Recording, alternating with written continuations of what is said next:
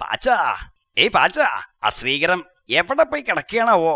എപ്പോ വിളിച്ചാലും ആളെ കാണില്ല. എന്താ തിരുമേനി വിളിച്ചത്? കോശവാ, എവിടെയായിരുന്നു താൻ ഇതുവരെ? ഞാൻ ആ കന്നാലികൾക്ക് വൈക്കോൽ കൊടുക്കാൻ പോയതാ തിരുമേനി. ഹൈ, കന്നാലിന്ന് കേട്ടപ്പോഴാ ഒരു കാര്യം ഇങ്ങോട്ട് ഓർമ്മ വന്നത് കേട്ടോ.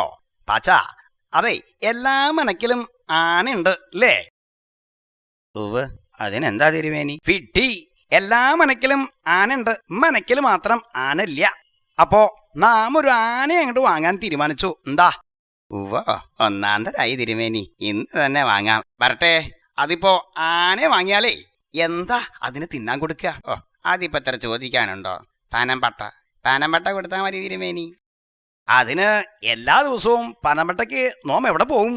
പറമ്പിലാകെ ഒരു പണിയല്ലേ ഉള്ളൂ. എന്നാ പിന്നെ തെങ്ങോല കൊടുക്കാൻ തിരുമേനി. ചുംബ, വായടക്കുക.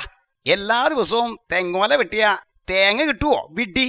എന്നാ പിന്നെ വൈക്കോൽ കൊടുക്കാൻ തിരുമേനി. ഹൈ കൊശവൻ, എല്ലാ ദിവസവും വൈക്കോല് കൊടുത്താലേ ആനപ്പിണ്ടം കിട്ടുവോ?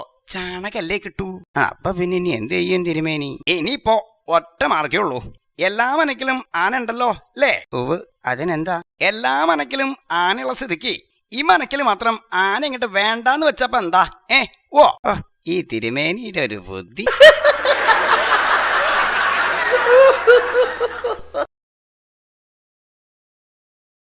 ആരാ? എവിടുന്നാ? എന്താ കാര്യം? ഞാൻ വാണിമ്പഴക്കരയെന്ന് വരിക. പേര് തോമാച്ചൻ. ഇവിടെ ഒരു പശുവിനെയും കിടാവിനെ വിൽക്കാണ്ടത് കേട്ടു. ഉവ്വ, നല്ല ഒന്നാന്തരം പൂവാലി പശുവാ. എന്താ താൻ എടുക്കണോ? വില അറിഞ്ഞാൽ കൊള്ളായിരുന്നേ. പാച്ച, അതിന്റെ വില അങ്ങോട്ട് പറയാ. പശുവിന് 3000, കിടാവിന് 500, അങ്ങനെ മൊത്തം 3500 രൂപ. അയ്യോ, അതിത്തിരി കടന്ന വിലയല്ലേ തിരുമേനി? എന്നാ പിന്നെ ഒരു കാര്യം കൂടി ചെയ്യാം.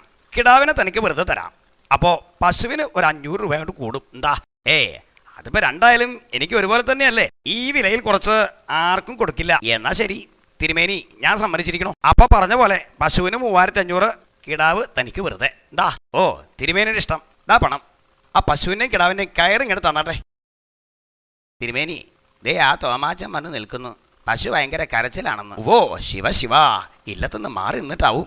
എന്റെ ഗോമാതാവേ, എന്റെ തിരുമേനി, ഈ പശുവിനെ കൊണ്ട് ഞാൻ ചുറ്റിയിട്ടാ. ഒരു കാര്യം അങ്ങോട്ട് ചെയ്തോളൂ.